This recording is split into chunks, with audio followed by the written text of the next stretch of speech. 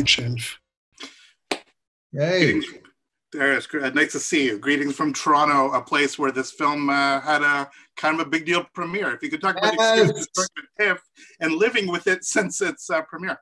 I know, man. I love it. I love Toronto. I'm really grateful to the festival, truly.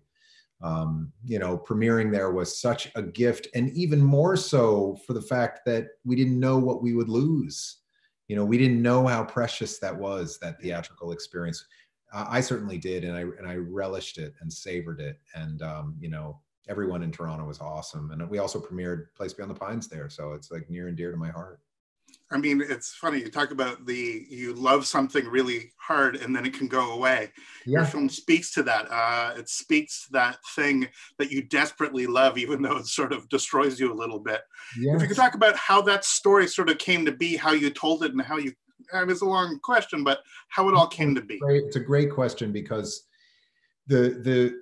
finding that theme through this writing was circuitous and not so simple. And we wrote, probably 1,500, maybe 2,000 pages to find this. It wasn't easy.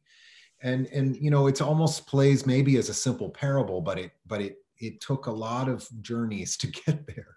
And it began actually with my friend Derek France, who we worked together a lot. We met 13 years ago, and he was filming this real band Jucifer, who is this awesome, loudest band in the world. I mean, Amber plays guitar and her hair blows from the sound of the seriously loud.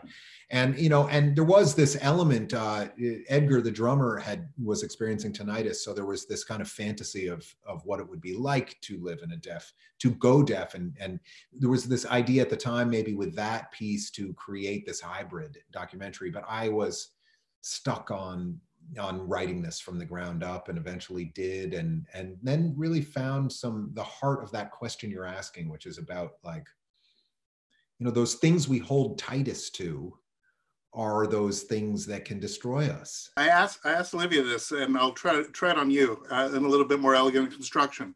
How has the storyline made you love things differently, listen to music differently, and be worried about things that you might lose differently? Entirely, and in so many ways, because the creative process is that constant process of letting go, and I've had to let go of a lot to make this, and there has been a real meta journey in this, and I keep referencing this character and this the real heart of this movie. And I'm just amazed, certainly in this time with COVID, and we are all aware of that. We're all doing this globally right now, but also for me with a very long-term marriage and with aspects with my children. And there's so much very personal crossover for me in my life, making this literally in step with making it, releasing it, then having this strange global experience, and feeling that now, and recognizing that we had an experience in Toronto that is gone, and it's really remarkable in life, this concept of impermanence. I mean, I was raised Buddhist, and I was raised thinking about impermanence a lot. That's very much a part of the practice, but there's knowing and knowing,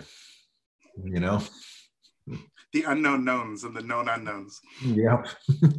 Well, I've been loved your film. I saw it twice at TIFF. Thank you so much. Oh. It's finally getting an audience to see, and we're super excited, and we welcome you back to Toronto anytime. You're welcome. I can't wait. Seriously. Thanks so much. Wish we had more time next time, my friend.